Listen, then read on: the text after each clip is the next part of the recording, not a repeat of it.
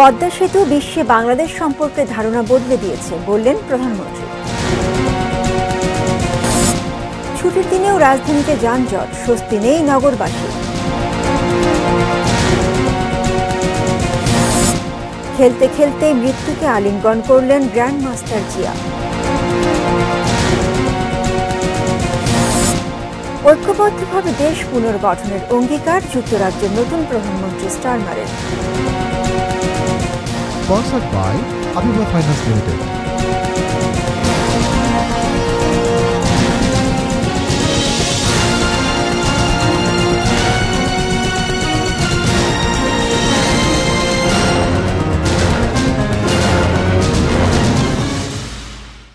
দেখছেন ATN news. রাত ৯টার news আওয়ারের সঙ্গে আছি আমি Urmi Hasan.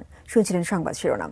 VSL angle channel HB VSL Bikrampur steel limited. এবারে পুরো সংবাদ।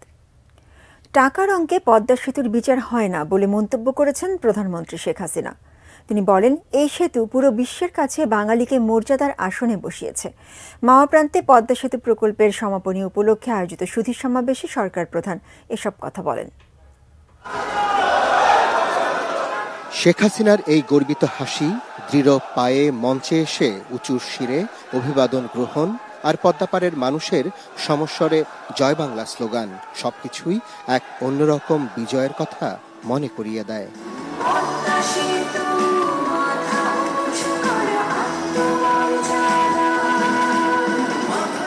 ৯ বছরের পদ্মা সেতু প্রকল্প ঘিরে নানা গুজব, অপবাদ আর দেশি বিদেশি ষড়যন্ত্র মোকাবেলা করতে হয়েছে শেখ হাসিনাকে। সফল সমাপ্তির এই দিনে সেসব লাঞ্ছনার কথাও ভুলে যাননি টানা 4 বারের প্রধানমন্ত্রী।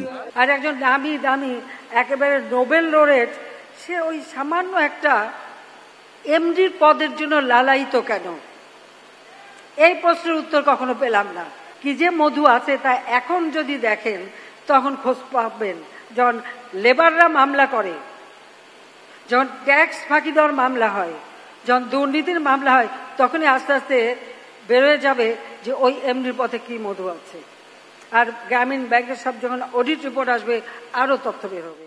যার দৃঢ়তায় আজকে দাঁড়িয়ে আছে বাঙালির গর্ব, বিশ্বের দীর্ঘতম স্টিল কাঠামো, সেই শেখ হাসিনা কৃতজ্ঞতা জানালেন সৃষ্টিকর্তা ও দেশের মানুষের প্রতি। বললেন, সুশীল সমাজ সমালোচনা করলেও দেশের সাধারণ মানুষ তার পাশে ছিলেন। এই সেতু আমাদের গর্বের সেতু, এটা টাকার অঙ্ক দিয়ে বিচার করার নয়। এই একটা সিদ্ধান্ত, আমি শুধু এটুকু বলতে চাই যে একটা সিদ্ধান্ত বাংলাদেশকে অন্তত সেই মর্যাদা দিয়েছে যে আগে যারা কথায় কথায় আমাদের উপর খবরদারি করত আর ভাবখানা ছিল যে এরা ছাড়া বাংলাদেশ চলতেই পারবে না, সেই মানসিকতাটা বদলে গেছে। এখন বাংলাদেশ শুনলে মানুষ সমীহ করে আন্তর্জাতিকভাবে। বাংলাদেশের জনগণ একটা মর্যাদা আসনে অধিষ্ঠিত হয়েছে।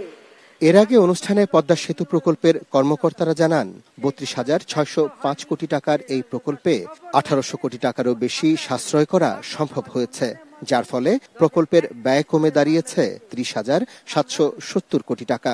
সেতুর টোল আদায়ের সমীক্ষা বলছে 18 থেকে 19 বছরেই উঠে আসবে পদ্মা সেতুর পুরো খরচ। সেই 2011 সাল থেকে আজ পর্যন্ত নানান রকম গুজব, অপবাদ আর অপপ্রচার পদ্মা সেতু প্রকল্পের পিছু ছাড়েনি, যার সর্বশেষ সংযোজন এই পদ্মা সেতু কার জন্য।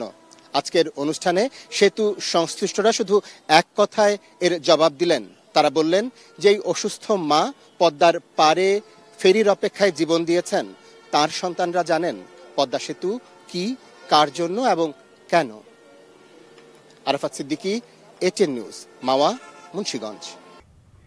শুক্রবার মানেই রাজধানীবাসীর যানজট থেকে মুক্তি আর সড়কে দুদণ্ড স্বস্তিতে চলাচলের সুযোগ।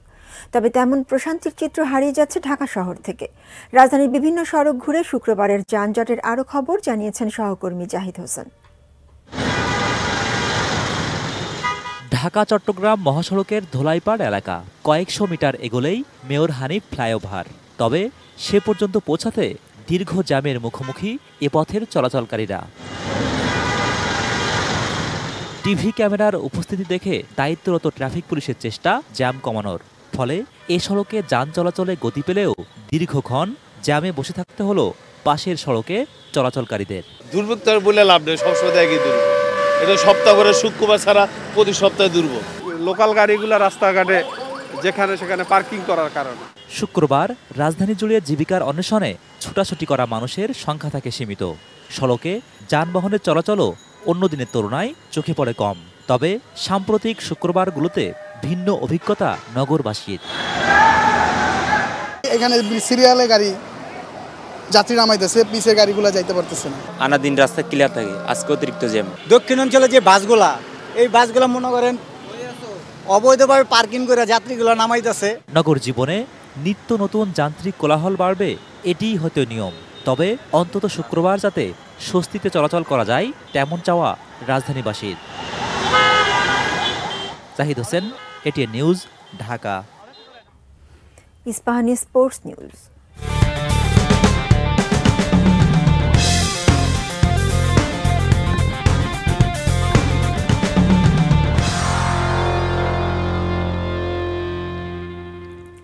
দাবা পরিবারে জন্ম, জাতীয় দাবায় চ্যাম্পিয়নও হয়েছেন সবচেয়ে বেশিবার। আর প্রিয় খেলা খেলতে খেলতেই হৃদরোগে আক্রান্ত হয়ে মৃত্যুর কোলে ঢলে পড়লেন গ্র্যান্ডমাস্টার জিয়াউর রহমান। জাতীয় ক্রীড়া পরিষদের দাবা কক্ষে চলছিল জাতীয় দাবা চ্যাম্পিয়নশিপের 12তম রাউন্ডের খেলা। প্রতিযোগিতায় খেলছিলেন দেশের দ্বিতীয় গ্র্যান্ডমাস্টার জিয়াউর রহমান। আরেক গ্র্যান্ডমাস্টার এনামুল হোসেনের বিপক্ষে খেলছিলেন তিনি। বিকেল 5:45 খেলা চলার সময় হঠাৎই অসুস্থ হয়ে মেঝেতে লুটিয়ে পড়েন জিয়া। তার স্ত্রী লাবণ্য ফেডারেশনেই ছিলেন। তার ছেলে তাহসিন তাজওয়ারও জাতীয় দাবা খেলছিলেন পাশের বোর্ডেই। দ্রুতই জিয়াউরকে নেওয়া হয় ইব্রাহিম কার্ডিয়াক হাসপাতালে। সেখানেই মৃত ঘোষণা করেন চিকিৎসক। গ্র্যান্ডমাস্টার জিয়াউরের জন্ম 1974 সালে।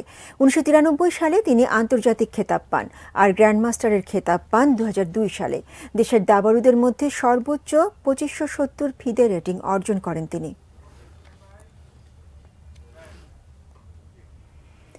দর্শক, গ্র্যান্ডমাস্টার জিয়াউর রহমানের মৃত্যুর বিষয়ে আরও তথ্য জানাতে নিউজরুম থেকে সরাসরি যুক্ত হচ্ছেন আমাদের সহকর্মী পবিত্র কুণ্ডু।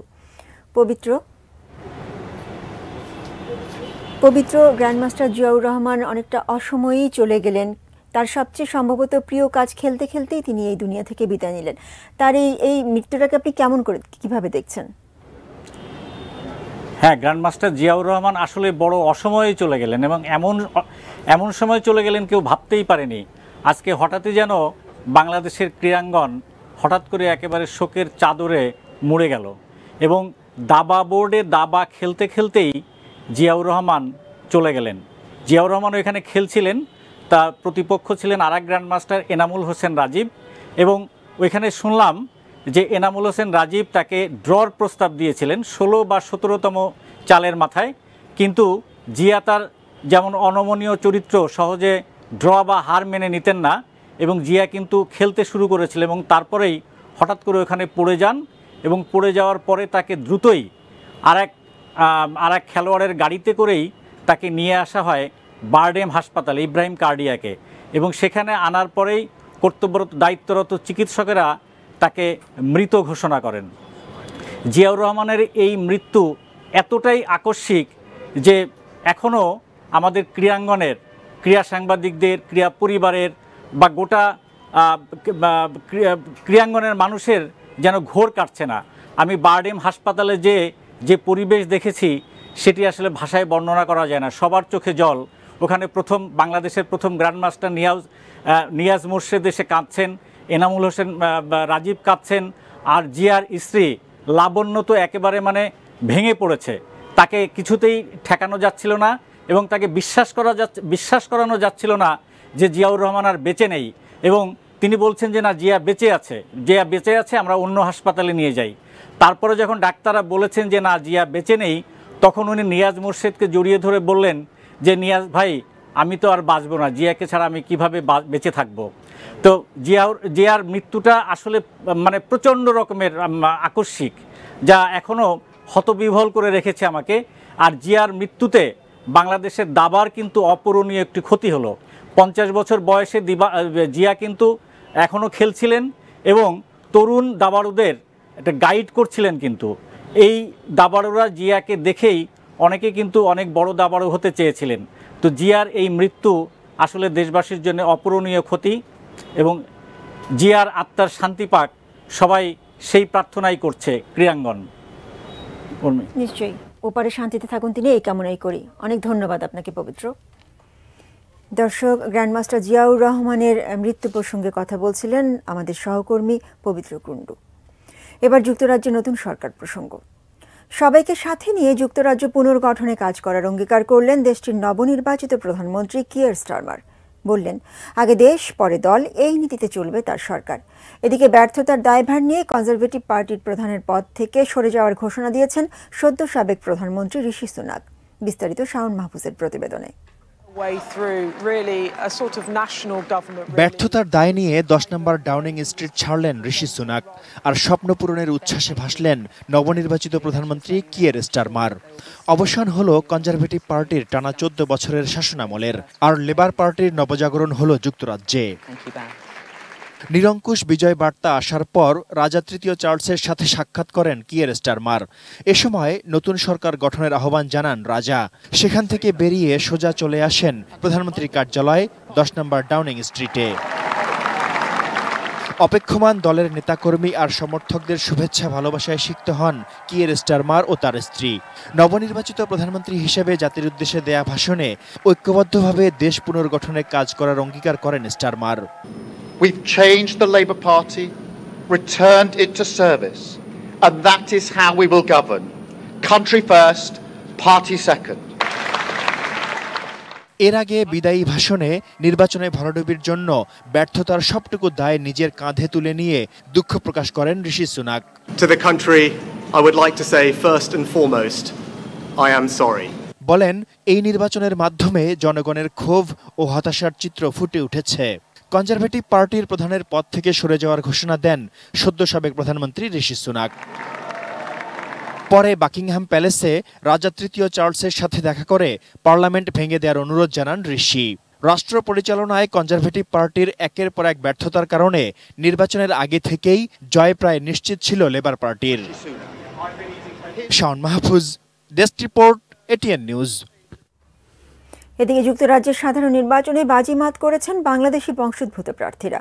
লন্ডনের হ্যামস্টেড ও হাইগেট আসন থেকে টানা চতুর্থবারের মতো বিজয়ী হয়েছেন বঙ্গবন্ধুর নাতনি টিউলিপ সিদ্দিক।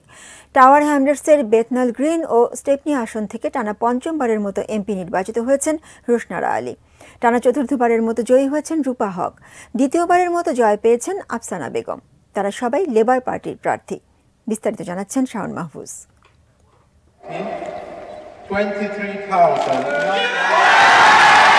যুক্তরাজ্যের সাধারণ নির্বাচনে হ্যামস্টেড অ্যান্ড হাইগেট আসন থেকে টানা চতুর্থবারের মতো জয়লাভ করেছেন বঙ্গবন্ধু শেখ মুজিবুর রহমানের নাতনি টিউলিপ সিদ্দিক। কনজারভেটিভ পার্টির প্রার্থী ডয়েন উইলিয়ামসের চেয়ে টিউলিপ প্রায় দ্বিগুণ ভোটে জিতেছেন। 41 বছর বয়সী টিউলিপকে লেবার পার্টির অভ্যন্তরে নতুন প্রজন্মের সম্ভাবনাময় রাজনীতিবিদ হিসেবে দেখা হচ্ছে। 2015 সালের নির্বাচনে লেবার পার্টির নিরাপদ বা সেফ সিট নয় এমন আসনে মনোনয়ন পেয়ে প্রথমবারই বাজিমাত করেন টিউলিপ। দুইবার পার্টির ছায়া মন্ত্রিসভায় স্থান পান তিনি। লেবার পার্টি যুক্তরাজ্যের ক্ষমতায় আসায় এবার মন্ত্রিসভাতেও জায়গা পেতে পারেন টিউলিপ। টাওয়ার হ্যামলেটসের বেথনাল গ্রিন ও স্টেপনি আসন থেকে টানা পঞ্চমবারের মতো এমপি নির্বাচিত হয়েছেন রোশনারা আলী। স্বতন্ত্র প্রার্থী আজমল মাসরুরকে হারিয়েছেন তিনি। ব্রিটিশ পার্লামেন্টের প্রথম বাংলাদেশি বংশোদ্ভূত এমপি রোশনারা। লন্ডনের বাংলাদেশি অধ্যুষিত টাওয়ার হ্যামলেটসের এই আসনে 2010 সাল থেকে লেবার পার্টির ব্যানারে এমপি নির্বাচিত হয়ে আসছেন তিনি। লন্ডনের ইলিং সেন্ট্রাল ও অ্যাক্টন আসনে টানা চতুর্থবার জয় পেয়েছেন ডক্টর রূপা হক। 2015 সাল থেকে টানা 3 বার এমপি নির্বাচিত হয়েছেন রূপা। এবারও লেবার পার্টির টিকেটেই জয়লাভ করেছেন। 2016 সালে ছায়া স্বরাষ্ট্রমন্ত্রীর দায়িত্ব পান রূপা হক। সাবেক স্বামী এহতেশামুল হককে হারিয়ে পপলার অ্যান্ড লাইম হাউস আসন থেকে দ্বিতীয়বার এমপি নির্বাচিত হয়েছেন Afsana Begum. Shaon Mahfuz, desk report, ATN news. Bangladesh ব্যাংকের সাবেক গভর্নর ডক্টর মোহাম্মদ ফরাসউদ্দিন বলেছেন, চলতি অর্থবছরের বাজেটে মূল্যস্ফীতি নিয়ন্ত্রণের লক্ষ্যমাত্রা অর্জন সম্ভব নয়। মূল্যস্ফীতি নিয়ন্ত্রণে মুদ্রা ও পণ্য সরবরাহের মধ্যে ভারসাম্য আনার তাগিদও দিয়েছেন তিনি। বাজেট ঘাটতি মেটাতে ব্যাংক থেকে সরকারের ঋণ নির্ভরতা বেসরকারি খাতের বিনিয়োগের উপর প্রভাব ফেলবে বলেও মনে করেন এই অর্থনীতিবিদ। চলতি 2024-25 অর্থ বছরে 7,97,000 কোটি টাকার বাজেট পাশ করা হয়েছে। এবারের বাজেট টেকসই উন্নয়নে সহায়ক হবে শিরোনামে ডিবেট ফর ডেমোক্রেসির আয়োজনে এক ছায়া সংসদ বিতর্ক প্রতিযোগিতা হয়েছে। শুক্রবার এফডিসিতে আয়োজিত এই প্রতিযোগিতায় কুমিল্লা ভিক্টোরিয়া কলেজ ও জগন্নাথ বিশ্ববিদ্যালয়ের বিতর্কীরা অংশগ্রহণ করেন। সভাপতির বক্তব্যে ডিবেট ফর ডেমোক্রেসির চেয়ারম্যান ও এটিএন বাংলার বার্তা বিভাগের নির্বাহী পরিচালক হাসান আহমেদ চৌধুরী কিরণ বলেন, কর ব্যবস্থাপনায় দুর্বলতা, সামাজিক বৈষম্য ও দুর্নীতি বজায় রেখে বাজেট বাস্তবায়ন কঠিন হয়ে পড়বে। ধনী দরিদ্রের বৈষম্য যেভাবে বেড়ে চলছে, যদি এই বৈষম্য বেড়ে চলতে থাকে তাহলে কিন্তু একটা সামাজিক অস্থিরতা তৈরি হতে পারে এবং সেই সামাজিক অস্থিরতার কারণের জন্য আজকে যারা সরকারে রয়েছেন তাদের মধ্যে কিন্তু একটা চাপ তৈরি হতে পারে। তাই আমরা আমাদের যে বাজেট ঘোষণা করেছি সেই বাজেট বাস্তবায়নের জন্য যাতে ধনী দরিদ্রের বৈষম্যকে কমিয়ে এনে সামাজিকভাবে আমরা সকলের জন্য ন্যায্যতার ভিত্তিতে আমরা এই বাজেটকে আমরা ব্যবহার করতে পারি, সেদিকে কিন্তু আমাদেরকে নজর দিতে হবে। প্রধান অতিথির বক্তব্যে বাংলাদেশ ব্যাংকের সাবেক গভর্নর অধ্যাপক ডক্টর মোহাম্মদ ফরাস উদ্দিন বলেন, বাজেট ঘাটতি মেটাতে ব্যাংক থেকে সরকারের ঋণ নির্ভরতা বেসরকারি খাতের বিনিয়োগের উপর প্রভাব ফেলবে। বিদেশ সোর্স থেকে ধার করা কমিয়ে এবং ব্যাংকিং খাত থেকে ধার করা কমিয়ে যদি সেভিং সার্টিফিকেট এবং অনুরূপ অন্যান্য ফাইন্যান্সিয়াল ইনস্ট্রুমেন্টে আমরা যদি ধার করি, সরকার যদি ধার করে, তাহলে এতে শুধু লাভ লাভ এবং লাভ। প্রতিযোগিতায় সরকারি দল কুমিল্লা ভিক্টোরিয়া কলেজকে হারিয়ে বিরোধী দল হিসেবে জগন্নাথ বিশ্ববিদ্যালয়ের বিতর্কিকরা বিজয়ী হন। আরাফাত ইসলাম শুভ, এটিএন নিউজ, ঢাকা।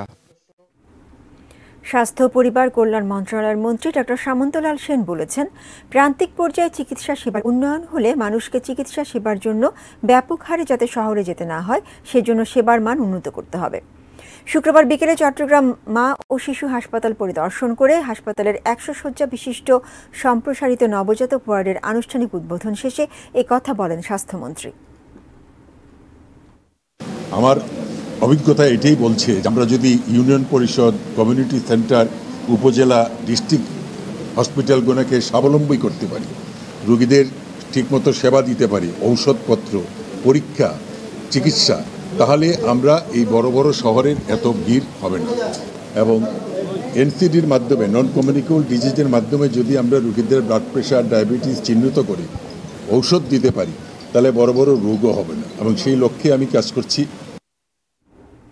ছাত্রলীগের নেতাকর্মীদের দিয়ে কোটা বিরোধী আন্দোলন দমনের চেষ্টা করা হচ্ছে বলে মন্তব্য করেছেন গণসংহতি আন্দোলনের নেতারা। এ সময় ক্ষমতায় থাকতে মরণ খেলায় নেমেছেন সরকার বলেও মন্তব্য করেন তারা। শুক্রবার সকালে জাতীয় প্রেস ক্লাবের সামনে প্রধানমন্ত্রী শেখ হাসিনার ভারত সফরে দেশটির সঙ্গে করা সমঝোতা স্মারক ও চুক্তির প্রতিবাদে সমাবেশ করে গণতন্ত্র মঞ্চ। সেখানে গণতন্ত্র মঞ্চের নেতারা প্রধানমন্ত্রীর ভারত সফরের সময় দেশটির সঙ্গে করা চুক্তি ও সমঝোতা স্মারকের সমালোচনা করে বলেন, এসবের মাধ্যমে বাংলাদেশ নয়, লাভবান হবে ভারত। তারা বলেন, ভারতের সাথে বন্ধুত্বের দাবি করলেও দেশের স্বার্থ রক্ষা করতে পারছেন না সরকার।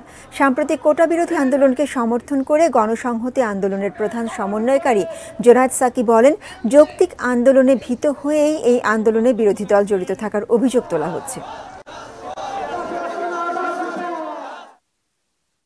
রাজধানীর বোটানিক্যাল গার্ডেনে বার্ষিক 500 টাকা দিয়ে দৈনিক নির্দিষ্ট 1 ঘন্টা হাঁটা বা শরীরচর্চা করা যাবে। শুধু কি তাই, সাধারণ দর্শনার্থীদেরও উদ্যানের ভেতরে প্রবেশ করতে 20 টাকার টিকিটের মূল্য বাড়ানো হয়েছে 5 গুণ। শফিকুল হকের রিপোর্ট।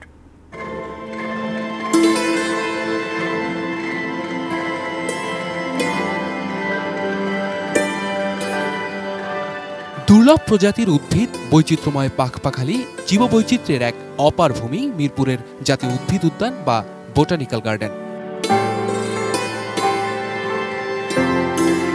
বৃষ্টি ভেজা ছুটির সকালে যেন অনেকটাই অপরিচিত মনে হতে পারে এই উদ্যান, কারণ ক্রিকেটের মূল্য 5 গুণ বৃদ্ধির পর বোটানিক্যাল গার্ডেনে আসার আগ্রহ হারিয়েছেন অনেকেই।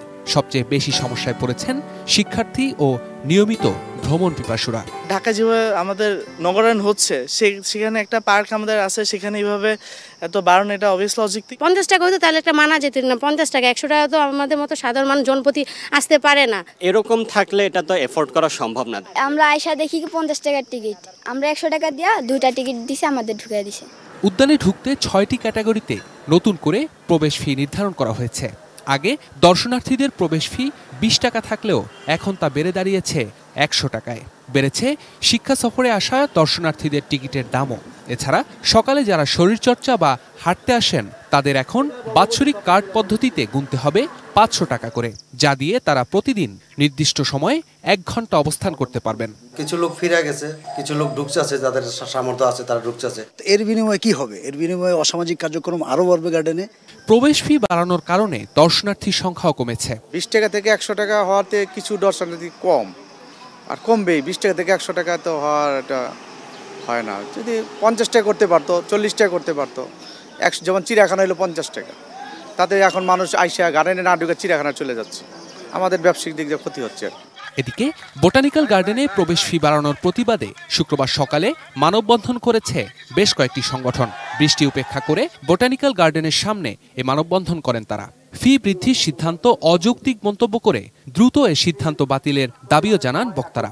এটা একদম কি ধরনের বিষয়, আমাদের মাথায় আসলে কাজ করে না। এই জিনিসগুলো যারা করেছেন তারা কি একটু ভেবেচিন্তে করেন এই বিষয়গুলো? কিছু গভর্নমেন্ট অফিসার একত্রিত হয়ে গভর্নমেন্টকে কেবলমাত্র বেকায়দায় ফেলানোর জন্য, জনগণের সাথে ভুল বোঝাবুঝি সৃষ্টি করার জন্য 20 টাকাটাকে টেনে তারা 100 টাকা করেছে। এটা আসলে আমরা মনে করি যে আসলে জনগণের সাথে ইনজাস্টিস, আমরা এটা প্রত্যাহার চাই। শফিকুল হক, এটিএন নিউজ, ঢাকা। ইসলামী ব্যাংক ফাউন্ডেশনের দুটি নতুন প্রতিষ্ঠান, ইসলামী ব্যাংক হাসপাতাল and cardiac centre Mirpur O Islami bank central ল্যাবরেটরির আধুনিক সেবামান নিয়ে চট্টগ্রামের বিভিন্ন হাসপাতালের চিকিৎসক ও কনসালটেন্টদের মধ্যে মতবিনিময় সভা অনুষ্ঠিত হয়েছে। বৃহস্পতিবার চট্টগ্রামের এডিসন ব্লু হোটেলে অনুষ্ঠানে প্রধান অতিথি ছিলেন ইসলামী ব্যাংক ফাউন্ডেশনের চেয়ারম্যান প্রফেসর ডক্টর কাজী শহীদুল আলম। এ সময় তিনি বলেন, ইসলামী ব্যাংক সেন্ট্রাল ল্যাবরেটরি থেকে সব ধরনের টেস্ট করা যাবে, বিদেশে যেতে হবে না। অনুষ্ঠানে বিশেষ অতিথি ছিলেন ইসলামী ব্যাংক বাংলাদেশ পিএলসির ভাইস চেয়ারম্যান ও ইসলামী ব্যাংক ফাউন্ডেশনের এক্সিকিউটিভ কমিটির চেয়ারম্যান ডক্টর তানভীর আহমেদ এবং ইসলামী ব্যাংকের ম্যানেজিং ডিরেক্টর মোহাম্মদ মুনিরুল মাওলা।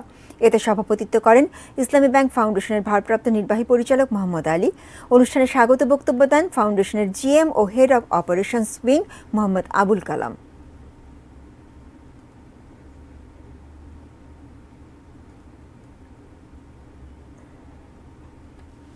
সংস্কৃতির খবর। 20 বছর পূর্তি উপলক্ষে গ্যালারি কায়াতে শুরু হয়েছে বিশেষ চিত্র প্রদর্শনী। শুক্রবার সন্ধ্যায় 20th অ্যানিভার্সারি এক্সিবিশন নামে এই প্রদর্শনীর উদ্বোধন করা হয়। স্বনামধন্য 35 জন শিল্পীর মোট 68টি নির্বাচিত চিত্রকর্ম স্থান পেয়েছে এই প্রদর্শনীতে। 1977 সাল থেকে 2024 সাল পর্যন্ত শিল্পীদের বিভিন্ন সময়ে আঁকা ছবিগুলো নিয়েই 20তম বর্ষপূর্তি উদযাপন করছে প্রতিষ্ঠানটি। 20 বছরে নবীন ও প্রবীণ শিল্পীদের একক ও দলীয় মোট 147টি প্রদর্শনী করেছে গ্যালারি কায়া। এই দীর্ঘ সময়ে দেশে ও দেশের বাইরে 8টি আর্ট ক্যাম্প, 35টি আর্ট ট্রিপ ও 7টি ওয়ার্কশপের আয়োজন করেছে প্রতিষ্ঠানটি। গ্যালারি কায়ার কর্ণধার গৌতম চক্রবর্তী জানান, অনেক প্রতিবন্ধকতা পেরিয়ে 20 বছর পূর্ণ করেছে গ্যালারি কায়া। শুরু থেকেই শুদ্ধ সৃজনশীলতা ও শিল্পের বিভিন্ন মাধ্যমগত উপাদান উপস্থাপনের চেষ্টা ছিল তার প্রতিষ্ঠানের।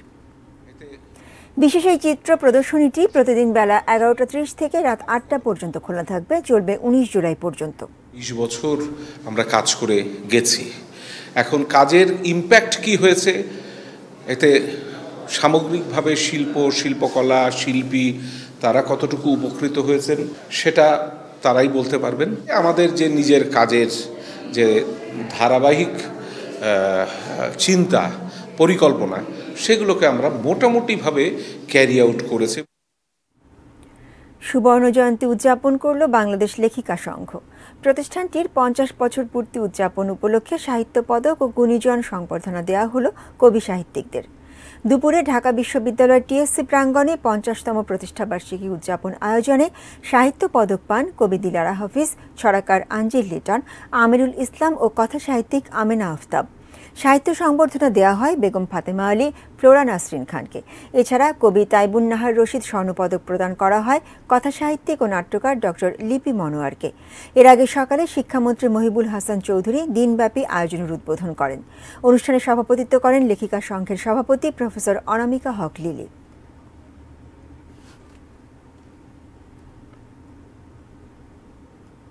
এদেশের বাইরের খবর।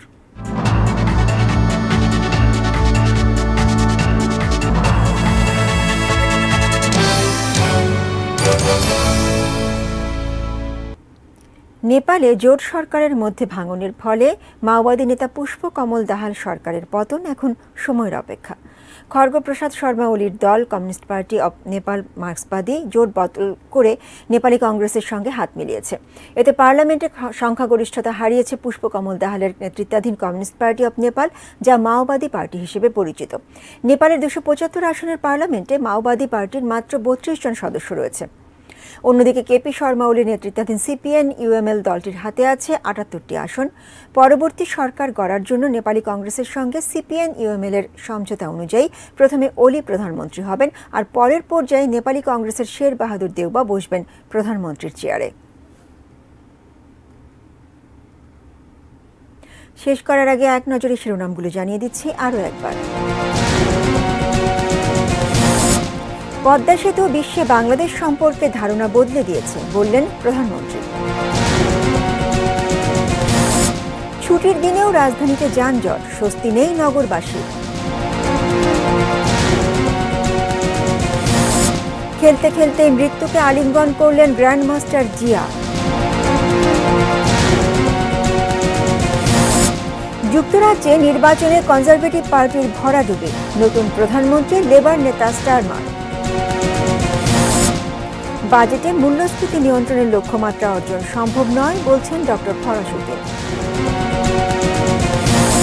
বোটানিক্যাল গার্ডেনে প্রবেশ মূল্য বেড়েছে 5 গুণ, কমেছে দর্শনার্থী। Sponsored by Abiba Finance Limited. এই ছিল নিউজ আওয়ার। এটিএন নিউজের সব খবর জানতে ভিজিট করুন www.etnnews.tv.com। এছাড়া চোখ রাখুন এটিএন নিউজের ইউটিউব ও ফেসবুক পেজে। সঙ্গে থাকুন, দেখতে থাকুন এটিএন নিউজ। ধন্যবাদ।